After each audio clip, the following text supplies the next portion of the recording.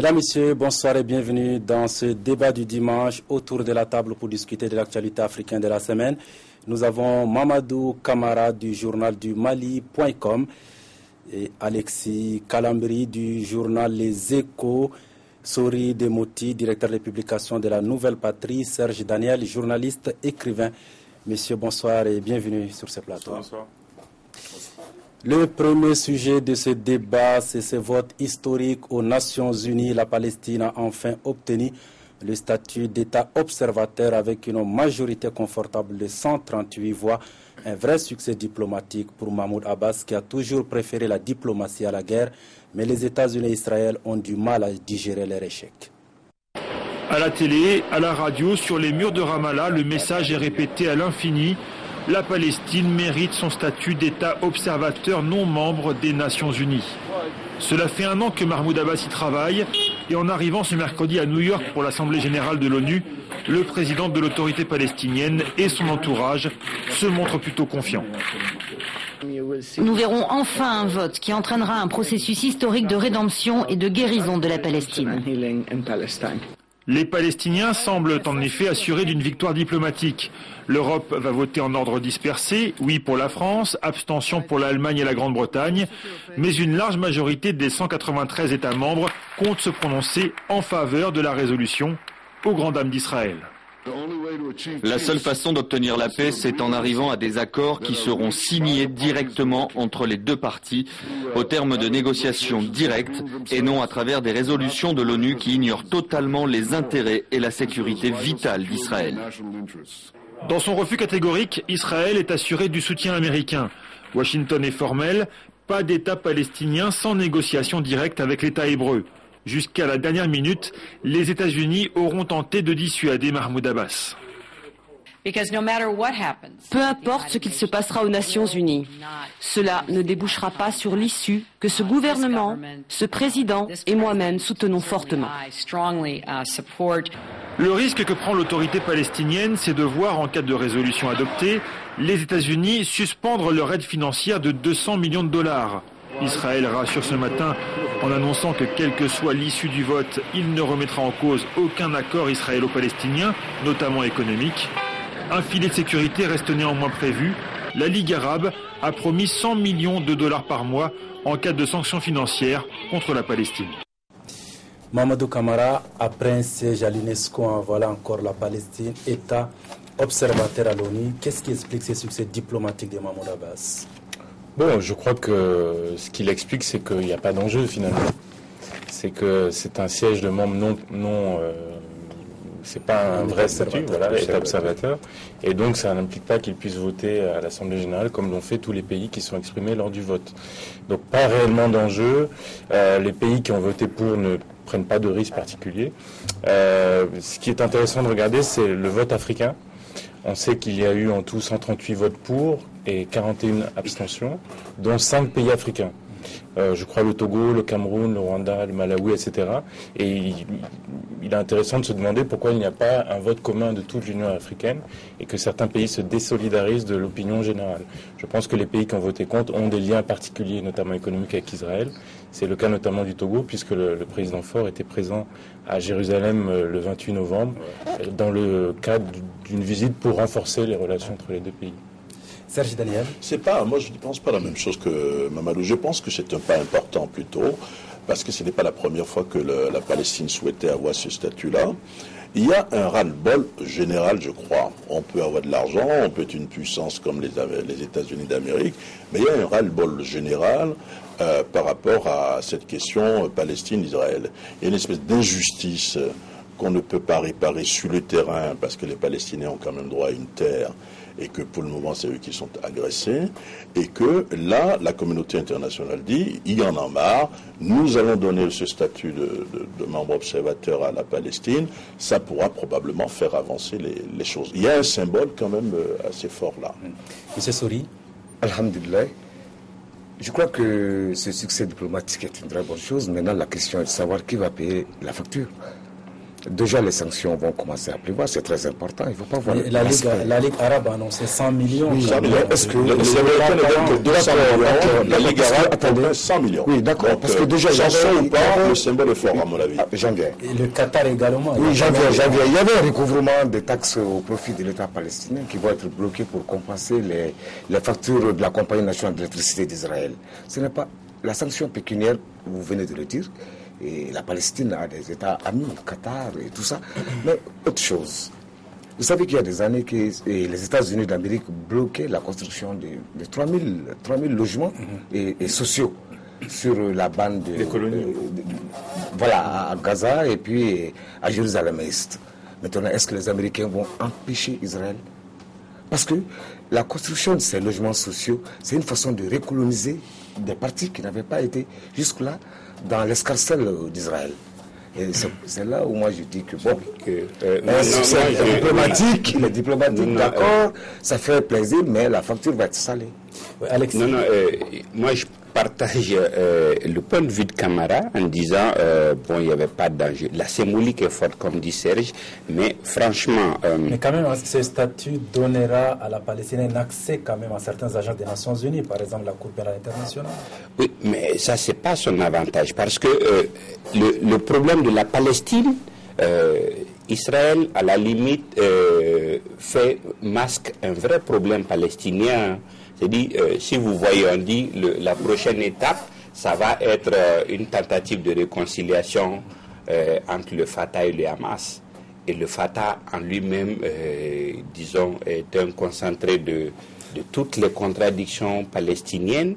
Donc, si vous ajoutez à cela l'aspect qu'il faut s'entendre, qu'il faut une entente entre le Fatah et le Hamas, c'est pas gagné. Donc, la symbolique est forte, certes, mais les enjeux restent limités et à la limite, ça va déplacer le problème. Israël va venir en seconde position par rapport à un problème purement interne qui va émerger davantage. Oui. Est-ce que vous pensez que le Hamas adhère à la démarche de Mahmoud Abbas? Parce que tout va être... Dans ce cas-là, oui. Parce que d'après les informations que nous avons reçues, le discours qui a été prononcé par Mahmoud Abbas devant l'Assemblée générale a été coécrit par le Fatah et le Hamas. Donc tout ça pour dire qu'ils étaient favorables à cette dynamique-là. Moi, je pense que au-delà de l'aspect symbolique qui est bon, en effet, il y a le fait que l'autorité palestinienne va être renforcée pour demain aller négocier avec Israël. Parce que ce que dit le Premier ministre Netanyahou, c'est totalement vrai. Qu'est-ce qui peut faire la paix si ce n'est autre qu'un accord entre les deux États? Donc aujourd'hui, il faut aller vers cet accord. Moi, je regrette simplement... Anna Ashrawi a dit quelque chose, et elle, vous avez vu, elle est de l'OLP, composante du Fatah, carrément opposée, en tout cas pendant longtemps, au Hamas, que le Hamas a évincé. Elle, à la limite, représentante aux Nations Unies, a dit, bon, à la limite, c'est comme si elle mettait du bémol dans la victoire. Donc, je pense qu'il y aura une émergence d'un problème interne palestinien. Est-ce que je peux savoir avec vous la réaction de Hamas par rapport à ce succès diplomatique dont on... Elle était favorable. Oui, elle était favorable. Moi, ce qui m'a frappé aussi, c'est au retour du président palestinien. Chez lui, tout le monde a applaudi. C'est-à-dire qu'il y a une espèce sur les Palestiniens, une manière de dire nous venons de marquer un point, notre problème est à la une, il faut qu'on avance, parce qu'il y a des réels problèmes, ça dure depuis des dizaines d'années. Le mot État est sorti un État-membre. Pendant longtemps, on a considéré peut-être la Palestine comme une organisation. Hein. Alors maintenant, l'accepte comme État, c'est bien. Oui, non, c'est dit que oui, c'est dit que aussi de la France. Voilà, et puis non, et puis les pays européens disons un vote obtenu contre Israël, contre les États-Unis. En cela, c'est important. Non, je ne dis pas que ça ne l'est pas. Hein. Oui, non. Seul le Vatican avait le statut d'État observateur, mais à la limite, bon, c'est purement symbolique. Mais qu'est-ce qui explique? On a souvent pensé que Obama prend un peu de distance avec Israël, mais là, sur ces vols des États-Unis... Pas du tout. Effectivement, on aurait pu penser l'influence parce qu'il en est à son deuxième mandat. Camara, s'il vous plaît. On aurait pu penser, parce vous aurez la parole tout à l'heure, étant donné que c'est son deuxième et dernier mandat, on aurait pu penser qu'il aurait plus de liberté et plus de courage politique pour équilibrer davantage la position des États-Unis par rapport au conflit israélo-palestinien. Mais il faut dire qu'il est tenu par le lobby juif, qu'il a aidé à être élu, à être réélu, et qui, dans l'administration Obama et les démocrates, auront sans doute besoin, même après Obama. Donc ça reste compliqué pour lui, mais on peut gager que c'est un premier pas et que l'administration américaine va davantage s'impliquer dans la résolution du conflit à travers la signature d'un accord de paix entre les deux États. Vous ne semblez pas être d'accord? Non, moi je dis que aux États-Unis, de Roosevelt jusqu'à Obama, en passant par Churchill, Nixon et autres, il faut compter absolument avec le lobbying israélien. On ne peut rien faire sans ce lobbying-là. Et lorsque les intérêts israéliens sont forcés, le lobbying réagit forcément et on revient à la case du départ. Maintenant, est-ce que ce statut d'observateur obtenu par la Palestine, est-ce qu'il gêne le lobby juif? Non. Certainement que quelque part, sur le plan du réalisme politique, il ne gêne en rien l'État d'Israël. Les Américains ont toujours été du côté d'Israël, comme le dit Sori. Mais à mon avis, la nouveauté, vous avez écouté tout à l'heure Hillary Clinton parler. Elle a dit oui, bon, ça va se faire, etc. Bon, avec ou sans nous, ça va se faire.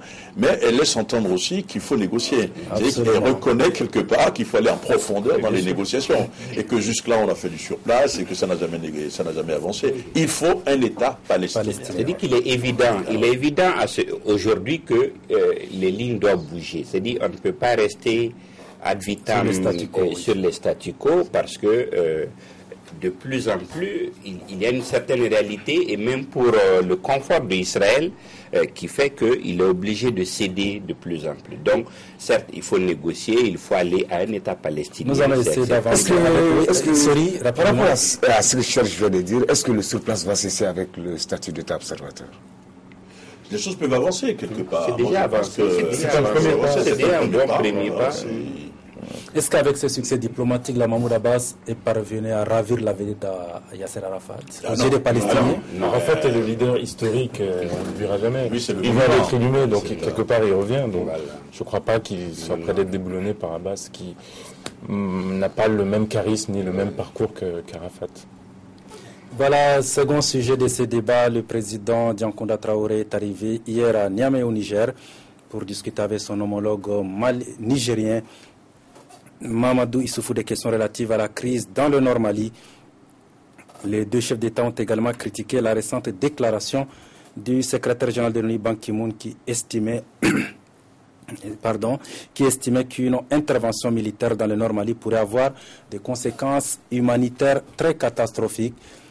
Voilà, nous allons poursuivre ce débat sur cette visite du président par intérim du Mali. Serge Daniel, qu'est-ce que Diankounda Traoré est allé chercher à Niamey? Je crois que d'abord il allait dire bonjour à un voisin. Vous savez, il y avait une série de visites à l'époque, notamment en Guinée, qui avait été reportée. Moi je pense qu'il était dit bonjour aux voisins, mais en même temps parler de la situation au nord du Mali, parce que en ce qui concerne le nord du Mali, les positions nigériennes sont très proches des positions maliennes. Le président nigérien fait partie de ceux qui disent il faut intervenir militairement au nord du Mali, parce que la situation au nord du Mali intéresse. C'est l'avenir du Niger qui est en cause, mais l'avenir de l'Europe qui est également en cause.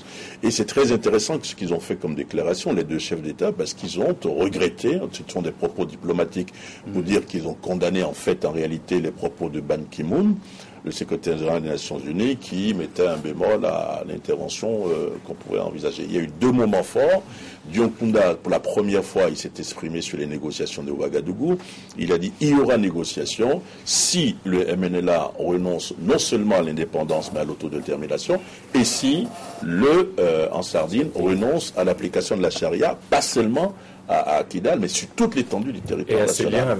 Et avec ses liens avec AQMI. Je pense que c'est la première prise de position officielle de Diankounda sur cette affaire-là. Malheureusement, il a tenu à l'extérieur et non au Mali. Voilà. Nous avons à l'île de Niamey Adam Thiam. Adam Thiam, bonsoir. Allô? Oui, Adam Tian, vous m'entendez? Oui, Kolsia, je vous entends voilà, bien. Merci de participer à ce débat en direct de Niamey. Alors, le président Diankounda est à Niamey, je le disais tout à l'heure. Mamadou Issoufou et Diankounda Traoré ont critiqué la récente déclaration de Ban Ki-moon. Qu'en est-il exactement? Oui, non, c'est exact. Dans un communiqué conjoint de la visite, les deux présidents regrettent la lecture que fait Ban Ki-moon de la crise malienne et de la situation des Touaregs dans le Sahel. Maliens et Nigériens regrettent que le rapport du secrétaire général, je cite, n'ait pas pris en compte les efforts substantiels déployés par le Mali et le Niger depuis plus de 20 ans pour le mieux-être de leur minorité nationale, ainsi que pour une gouvernance juste et équitable pour tous. Vous le voyez donc bien, Kolsia, il n'y a pas que Yahi Boni et les FDR qui sont fâchés contre Ban Ki-moon. Adam Thiam, on a appris également que le colonel Gamou a été victime d'un attentat. Vous êtes sur place, que s'est-il passé? Alors, ce qu'on sait sur cet incident, c'est que Gamou est sain et sauf. Il a accompagné d'ailleurs le président malien sur le site de cantonnement de ses hommes cet après-midi vers 15h. Les circonstances telles que racontées par le colonel lui-même sont les suivantes. Il sortait de sa résidence ce matin vers 8h. Un homme est venu en moto. Il a crié Allah Akbar, tiré à vue. Il l'a raté, mais une balle a blessé légèrement un des gardes du colonel. Gamou et ses deux aides n'ont pas de peine à maîtriser l'assaillant, qui se trouve présentement entre les mains des autorités nigériennes. Ce serait un homme de peau noire avec une pièce d'identité nigérienne. On craignait d'ailleurs que l'incident en annula la tournée d'inspection de Diankounda Traoré, mais celui-ci a fait savoir à Gamou vers 14h qu'il maintenait son programme. Il l'a maintenu et il a soulevé beaucoup d'émotions dans les troupes et l'espoir d'une libération immédiate du Nord Mali. Adam Thiam, merci d'avoir répondu à nos questions en direct de Niamey. Merci, Kolsia. Voilà, Mamadou Kamara, on vient d'écouter Adam Thiam en direct de Niamey. Le colonel, mais quelle est l'identité de cet assaillant, de ce meurtrier, celui qui a voulu attenter à la vie du colonel Gamou? Bon, moi j'en ai absolument aucune idée. Ce qu'on peut dire, c'est que Gamou a la baraka. Ça va peut-être renforcer encore plus le mythe Gamou, qui était réputé pour être un militaire très aguerri au combat et meneur d'hommes assez performant. Il semble que cette tentative d'attentat soit commanditée, puisque d'après ce qu'on m'indiquait avant l'émission, celui qui a perpétré cet attentat possédait les plans de la maison de Gamou et, semble-t-il, s'était préparé. Alors de qui ça vient, je ne sais pas. Est-ce que ce sont les djihadistes, les islamistes? Est-ce que c'est, je ne sais pas, au sein de l'armée, le Niger, des Maliens? Je n'en sais rien. Aujourd'hui, c'est peut-être trop tôt pour le dire. Ouais, Serge Daniel? Oui, moi j'ai vu Gamou au téléphone ce matin. Ce qui est frappant, il explique effectivement, comme l'a dit Mamadou, que le jeune homme avait un plan de sa maison, qu'il avait 32 ans, qui venait de Bani Bangou, c'est-à-dire une localité qui est située à la frontière Mali-Niger, mais qu'il était drogué également. Gamou m'a expliqué que le jeune homme était drogué. À qui profite le crime? Moi, je suis réservé parce que ce ne sont pas les méthodes djihadistes à 100%. Si c'était un djihadiste, peut-être, je ne dis pas que c'est pas un djihadiste, en tout cas l'enquête est en cours. Si c'était un djihadiste à 100%, il aurait peut-être eu une ceinture, il y aurait une explosion, il se serait tué. Est-ce que c'est pas un envoyé? Est-ce que c'est pas plutôt un apprenti djihadiste ou un sous-traitant, etc. Peut-être que il faut attendre les résultats de l'enquête, mais c'est probablement lié à la situation au nord du Mali. Est-ce qu'on peut voir la main de certains de ses frères derrière cet attentat? Il y a de ses frères? Il y a plusieurs mains probablement. Oui, Touareg, oui. En tout cas, ça les aurait arrangés parce que Gamou est quand même réputé être celui qui connaît le terrain. Premièrement, deuxièmement, il fait démentir, une certaine aversion qu'on aurait des Touaregs, puisque lui et sa troupe sont du côté du Mali. Donc, le sachant de notre côté n'arrange pas beaucoup de gens. Donc, ça peut venir, comme il disait, de n'importe où. Et le monsieur également peut être quelqu'un qui veut juste se faire accepter dans le milieu, qui va perpétrer ça, comme celui qui est venu à l'ambassade de France. Tout à fait. Mais un colonel, un homme comme Gamou n'a pas de garde du corps, il n'a pas gardé. Heureusement qu'il avait comment un monsieur en moto, quand même, qui a accès à sa maison? Il a neutralisé le monsieur avec sa garde. Heureusement qu'il avait une garde. Mais il explique, Gamou m'a expliqué par téléphone que le monsieur avait le plan de sa maison et qu'il est venu à moto. Moto, ça peut être djihadiste parce qu'ils ont des motos. Parfois, ce qui est sûr, je prends la main d'Alexis, c'est pas une main amie qui a fait le coup. Ouais, revenons sur la récente déclaration de Ban Ki-moon qui estimait qu'une intervention militaire dans le Nord Mali pourrait avoir des conséquences humanitaires catastrophiques. Est-ce que cette réponse, ce rapport de Ban Ki-moon met en relève, Mamadou Camara, les incohérences qu'il y a au sein de l'ONU? Mais c'est évident. Mais surtout les incohérences au sein du dispositif qu'il y a aujourd'hui, le Mali, la CEDEAO, l'Union africaine. On parlait tout à l'heure du lobby juif, du lobby israélien. On peut constater qu'il n'existe pas de lobby africain. Ce plan, ce concept opérationnel est en discussion depuis des semaines et il faut constater que apparemment il n'a pas convaincu. Donc j'ai entendu la déclaration conjointe des présidents Issoufou et Traoré. Il faudra peut-être aussi qu'ils se remettent en question. Pourquoi ce plan n'a pas convaincu? Peut-être parce qu'ils n'ont pas démontré la pertinence du concept opérationnel et le fait qu'on pouvait éviter des dommages collatéraux importants auprès des populations et l'aggravation d'une situation humanitaire déjà critique. Donc les propos de Ban Ki-moon, c'est que le plan n'est pas abouti. Cela dit, il reconnaît qu'on ne peut pas négocier avec tout le monde et qu'il faut sans doute faire la guerre aux groupes terroristes que sont AQMI et le MUJAO, mais il dit le concept qu'on avait présenté n'est pas abouti. Moi, je retiens trois choses. Oui, moi, je retiens trois choses. Premièrement, je pense que le maintien du statu quo a plus de dommages au plan humanitaire qu'une intervention. Deuxièmement, l'ONU, à la limite, est devenue une institution qui passe son temps à présenter des excuses parce qu'ils n'ont jamais été réactifs sur quoi que ce soit finalement. En tout cas, en Afrique, on a vu plein de jeux et à la limite, c'est peut-être le seul ou l'un des rares cas qu'on peut citer. Et finalement, la morale que l'on peut tirer de l'affaire, c'est que nous sommes face à notre destin. Absolument. Moi, je pense qu'il y a, il y a trois catégories il y a trois argumentaires en ce qui concerne l'intervention au nord du Mali aujourd'hui. Vous avez l'argumentaire des humanitaires. Les humanitaires disent, le président de la Croix-Rouge internationale est passé par ici récemment, on a cru comprendre à travers ses propos que une intervention militaire aura comme principal dégât collatéral le sort des populations du nord arabe, sédentaire. Ça revient le plus souvent quand vous discutez avec les humanitaires. La deuxième ligne d'explication, le deuxième argumentaire concerne les politiques qui estiment qu'il faut plutôt intervenir, les politico-militaires qu'il faut intervenir dans le nord du Mali, même si c'est de manière ciblée. Vous avez le Mali, des pays comme le Niger qui partagent ce point de vue. Et la troisième ligne, l'Algérie aussi là. Et la troisième ligne, c'est ceux qui sont persuadés qu'avec une médiation, on peut se tirer d'affaire. Vous avez des pays comme l'Algérie qui le pensent, l'Algérie va réunir même Ban Ki-moon a dans son rapport. Donc le problème, c'est que les gens se trompent, à mon avis. Il n'y aura pas, chaque jour qui passe, je suis persuadé que les djihadistes renforcent leur position dans le nord du Mali. Vous vous souvenez à l'époque ce qu'en Sardine avait dit? En Sardine a dit il y a 2 semaines, nous arrêtons les combats. Mais il y a 1 semaine, en Sardine a pris les raies. Absolument. Est-ce que vous voyez? Donc, il ne faut pas croire que moi je ne suis pas partisan ou non partisan d'une intervention, je suis journaliste, je fais mon job qui n'est pas important d'ailleurs, mais il faut savoir que chaque jour qui passe, les djihadistes sont en train de marquer des points. À l'Éré hier, ils ont pris l'Éré il y a quelques jours, à l'Éré c'est la charia, personne ne peut plus sortir, des coups de fouet, les gens sont obligés de se sauver, etc. Sorry. Alhamdulillah, moi j'ai une autre lecture de la situation. Celle dont vous faites, parce que pour moi, vous regardez, la dernière fois c'était Prodi qui parlait de septembre pour l'intervention militaire. Aujourd'hui c'est Ban Ki-moon qui parle. Mais le fond du problème, c'est le financement. Ils n'ont pas où gagner de l'argent pour faire la guerre. Non. Quand vous regardez, non, je vous en prie. On en vient d'ailleurs tout à l'heure. Je vais finir quand même démocratique du Congo.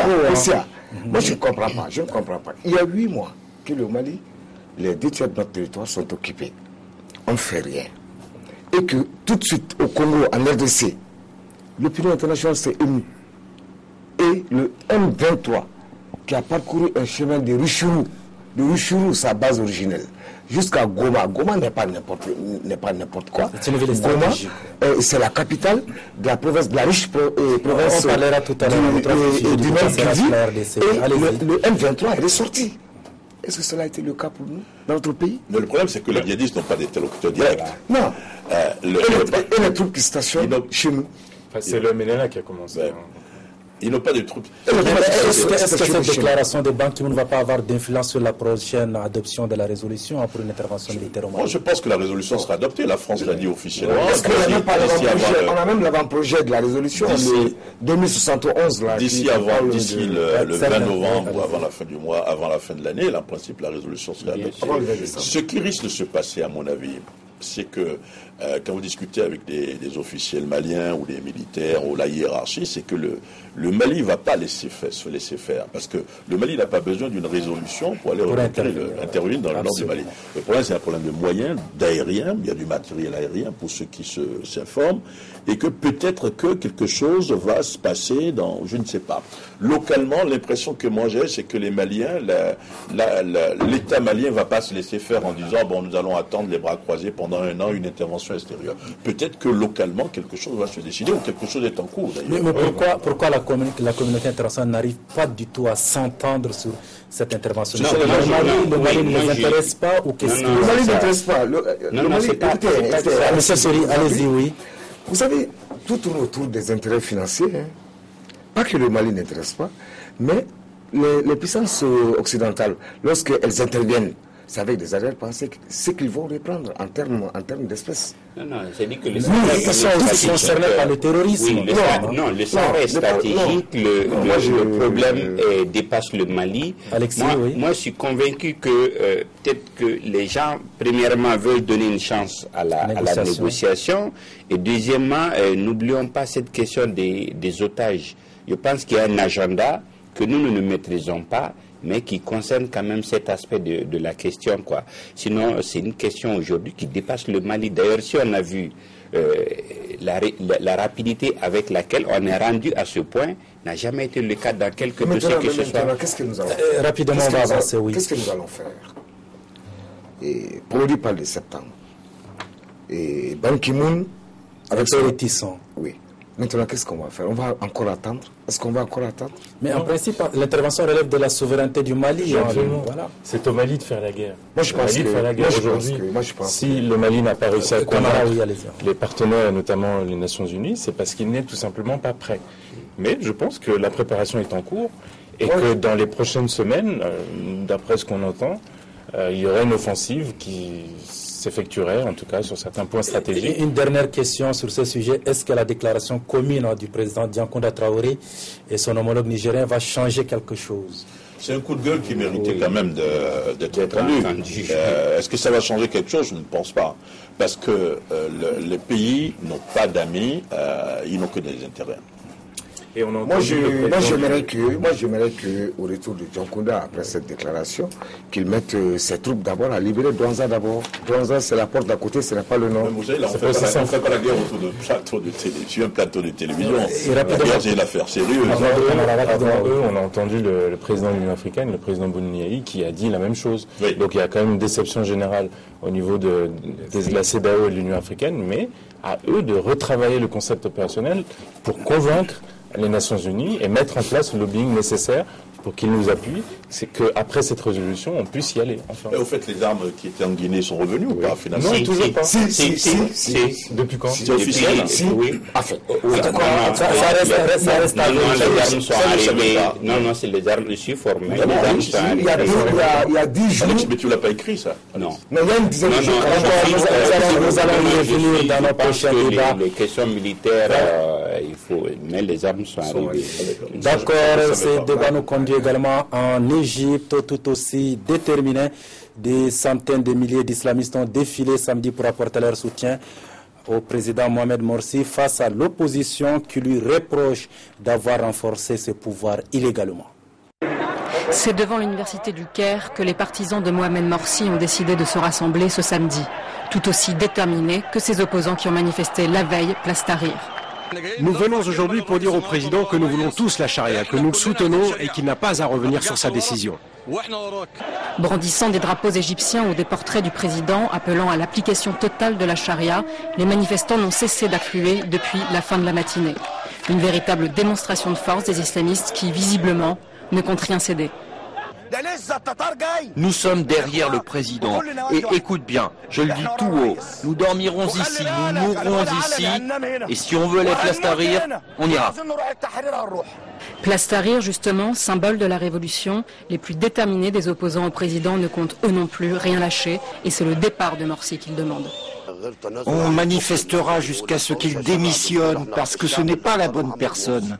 Le peuple l'a élu pour qu'il fasse des réformes pour tout le pays et il a rédigé une constitution spécialement faite pour lui. Ce soir, la manifestation de soutien au président égyptien, qui, selon les observateurs, regrouperait plusieurs dizaines de milliers de manifestants, n'avait pas faibli. Des rassemblements ont eu lieu également dans d'autres villes du pays, qui connaissent la plus grave crise politique depuis l'élection de Mohamed Morsi en juin dernier. Serge Daniel, avec cette contre-manifestation des pro-Morsi, est-ce que l'Égypte n'apparaît pas plus divisée que jamais? Morsi joue avec le feu, à mon avis. Parce que ce n'est pas un islamiste en tant que tel. Si vous faites attention, ce qu'on constate, c'est que les contre-manifestants sont des islamistes qui vont finir par le récupérer. Il est quand même issu des frères musulmans? Oui, mais les frères musulmans ne sont pas des islamistes. C'est différent. Parce qu'ils ont renoncé. Ils ont des alliances? Oui, ils ont des alliances, mais la différence entre les frères musulmans et les islamistes, c'est que les frères musulmans ont renoncé à la lutte armée. Alors que les islamistes, le principe du djihadisme, c'est la lutte armée. Donc, ce qui risque de lui arriver, c'est qu'il sera finalement otage de ces islamistes-là. Mamadou Kamara. On a un pays coupé en deux. Clairement, entre ceux qui se disent les vrais héritiers de la révolution, qui n'ont pas de parti pris religieux, et ce qu'on appelle entre guillemets les islamistes représentés par les frères musulmans. Et je pense qu'il y a un référendum qui est en cours de préparation. Pour le 15 décembre. Absolument, et qui devrait statuer sur le projet de constitution.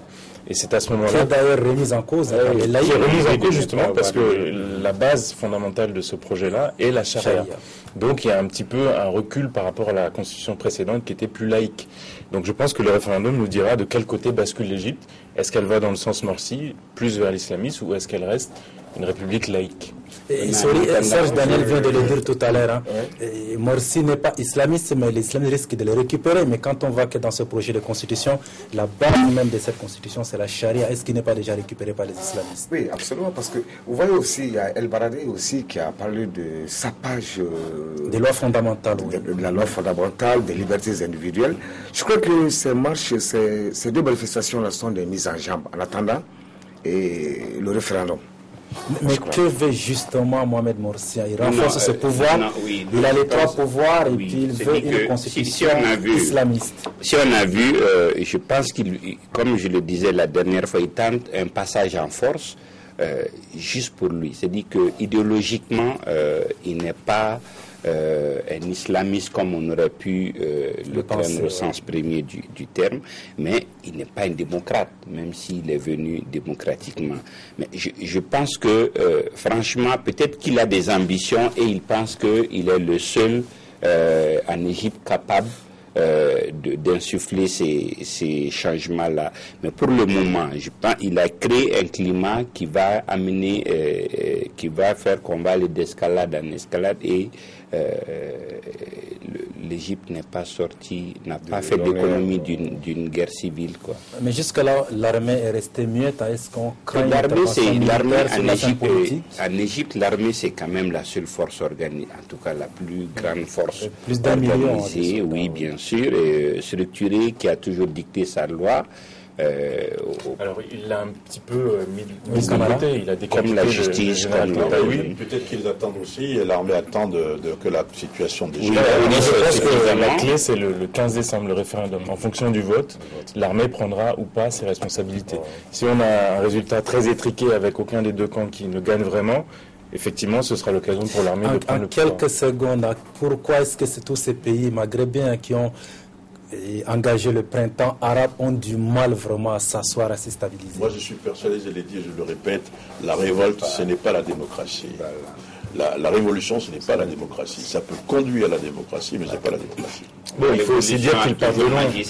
Ils partent de loin, ce sont des pays qui n'ont jamais connu la démocratie, donc ça met du temps à se mettre en œuvre. Et puis, je pense que la limite, il y avait un ras-le-bol qu'on n'a pas su traduire, disons, en actes concrets. Donc ça fait que ça part dans tous les sens. Ce sont des choses qui prennent du temps. Mais en Égypte, on a vu, ce sont les Égyptiens qui ont voté Morsi sur la base de son programme. Et voilà qu'il s'arroge plusieurs des pouvoirs, il veut une constitution islamiste et ces mêmes Égyptiens descendent dans la rue. Qu'est-ce qui pourrait expliquer cela, Mori? Sori? Vous savez, les peuples veulent dans les pays arabes, c'est toujours comme ça. Mais seulement, non, dans les pays arabes, c'est les gens. C'est les gens. C'est difficile de comprendre quand même. C'est les gens qui ont toujours vécu sous l'autocratie. Aujourd'hui, ils viennent à cette liberté-là de manifester. Sinon, c'est eux qui ont voté Morsi. Et maintenant, mais tout le monde n'a pas encore que le peuple n'a rien à se reprocher. C'est Morsi qui est en train de dévier.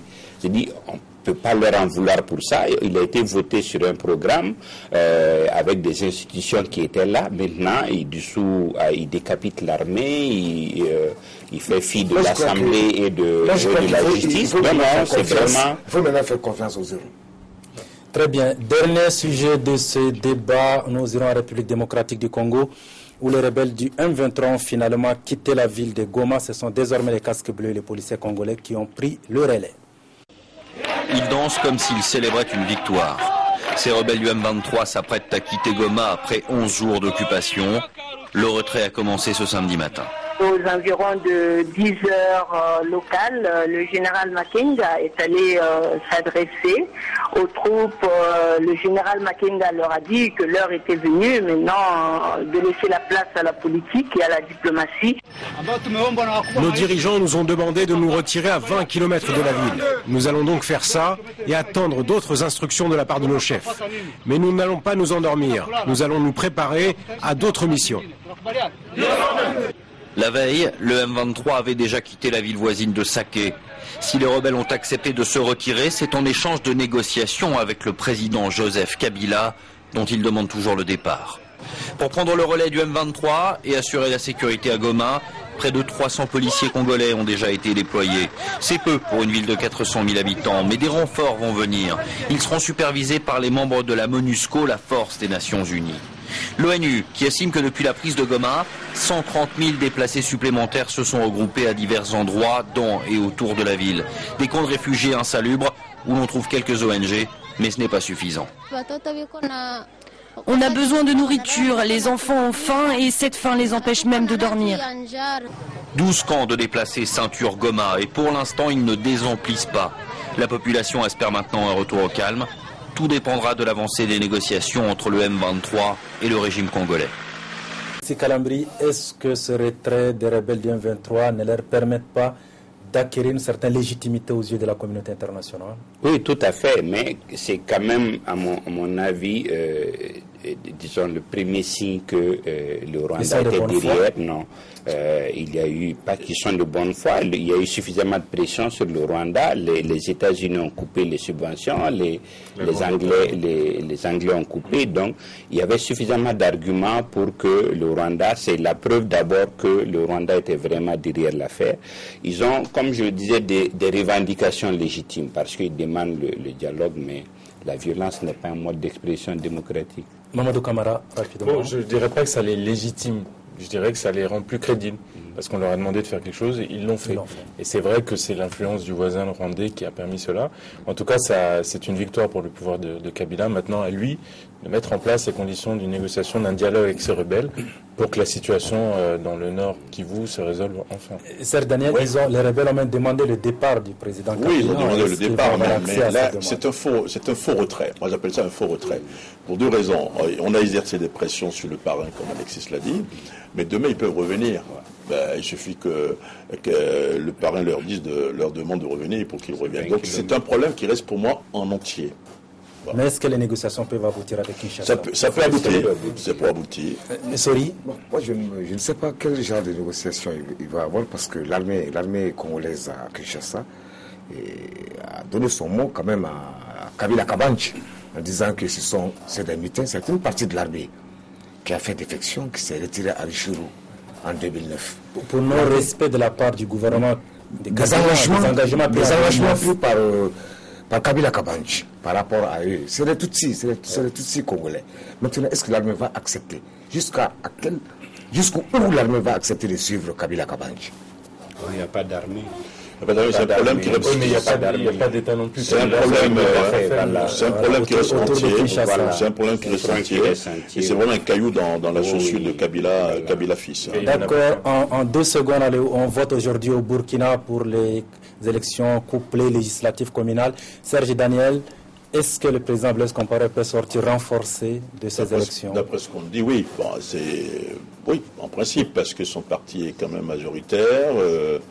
Plus présent sur le terrain que les autres, a probablement plus de moyens aussi. Donc, mais que va-t-il faire de sa victoire? Ça, c'est une autre question. Mamadou Camara, rapidement. Bon, s'il gagne, il sortira renforcé. Si c'est pas le cas, il sera diminué. Et je pense que c'est l'étendue du score, du résultat de son parti qui, justement, nous en dira long sur ce qu'il va faire de la suite. Notamment les élections présidentielles de 2015. Qui sont le réel enjeu de ces élections locales. C'est ce qu'il a dit. Pour le moment. C'est ce qu'il a dit. Que les vrais enjeux, c'est les lectures qu'on peut faire et des résultats et des compositions de l'Assemblée, parce qu'on voit des gens émerger. On a vu Simon Compaoré, le maire de Ouaga, n'est plus sur la liste. Alors c'est quelqu'un qui était emblématique, qui a fait beaucoup de choses. Donc également c'est de voir. Blaise quand même est un type qui est connu pour avoir plus d'un tour dans son sac. Il a 3 ans pour se décider. En tout cas, si sa victoire est large, effectivement, ça pourra créer des conditions. C'est possible au profit de François ou de notre cacique, son jeune frère. Mais donc là, il n'y a pas de modification. Voilà. Merci, messieurs, d'avoir participé à ce débat. Mesdames, messieurs, c'est la fin de ce numéro du débat du dimanche. Merci de l'avoir suivi et à dimanche prochain.